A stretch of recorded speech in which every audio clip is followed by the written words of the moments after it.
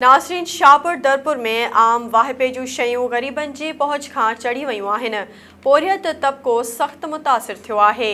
वधीक तफ़सील ग़ुलाम फारूक शाह जी हिन रिपोर्ट में। इन वक्त मौजूद आहियूं शाहपुर दरपुर में, जिते आम वाहिपे जी शयुनि में इलाही महांगाई कई वई आहे। उन हवाले सां शाहपुर दरपुर जी आवाम खां पुछूं था त हू पंहिंजा वीचार SS न्यूज़ सां कहिड़े नमूने वंडीनि।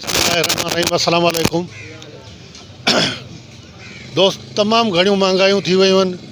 असांजो ॻोठु शाहपुर दरपुर जेको ज़िले मटियारी में नंढिड़ो ॻोठु आहे हिकिड़ो, जंहिंखे वेझो शहर टंडोजाम, जंहिंमें पटाटा 20 रुपया किलो, जेके असांजे शहर में 50 रुपया किलो। उन खां पोइ अटो 70 रुपया किलो आहे। असांजे चकियुनि ते दुकाननि ते 95 रुपया किलो। कारोबार एतिरो वसी आहे, ॿाराड़ी जा माण्हू आहिनि, पर एतिरी महांगाई आहे केरु कंहिंखां पुछण वारो कोन्हे। दुकान वारा विढ़ण लाइ तयारु थियो वञनि। जेकॾहिं कंहिं बि तव्हीं दुकानदार ते वञो, कंहिं वटि बि का लिस्ट लॻल कान्हे। सभु कंहिंजी आपे मस्ती आहे, दादागिरी आहे। वठो त वठो, न वठो त तमामु माण्हू आहिनि। तमामु महांगाई अंदाज़ बेअंदाज़ थी वई आहे। हिते दुकानदार जेके माण्हू ग़रीब आहिनि, 300-400 खां तारीख़ 500 कमाईंदा।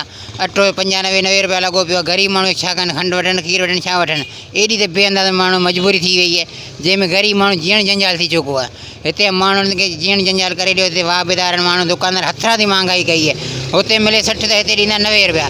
अहिड़े हिसाब में त ग़रीब वीचारा माण्हू हाणे मज़ूरी या डॉक्टरनि ते वञनि 100 खां 500 रुपया। हाणे किथां दवा वठनि, किथां मज़ूरी। अस्सलाम वालेकुम वरहमतुल्लाहि वबरकातुहू। जीअं तव्हां सभिनि खे ख़बर आहे, यकीनन महांगाई जाम वधी वई आहे। जेका शइ पहिरीं असांखे 60 रुपया ॾिनी वेंदी, अटो जेको पहिरीं 60 रुपया हलंदो, हींअर उहो साॻियो अटो 100 रुपया 95 रुपया हले पियो।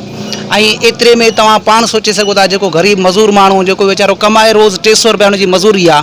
हाणे जंहिं माण्हू जी 300 रुपया मज़ूरी आहे, उहो 300 रुपया मज़ूरी मज़ा जे अगरि हुनजा 4 ॿार आहिनि पुठियां नंढा, अगरि हू किलो अटो थो वठियो वञे ऐं पुठियां जेकॾहिं ॿी का भाॼी थो वठे, त घी साईं 120 रुपया पाउ लॻो पियो आहे। 120 रुपया पाउ घी लॻो पियो आहे। ओड़े हिसाब सां हाणे उहो बि भाॼी कहिड़ी वठे। यकीनन इंसान आहे, का बीमारी सिमारी बि घर में हूंदी।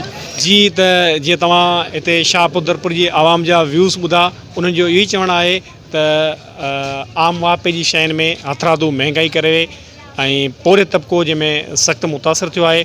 उन लाइ उन्हनि DC मटियारी ऐं आला हुकम खां अपील कई आहे त इन ॻाल्हि जो नोटिस वरितो वञे। SS news Shahpur.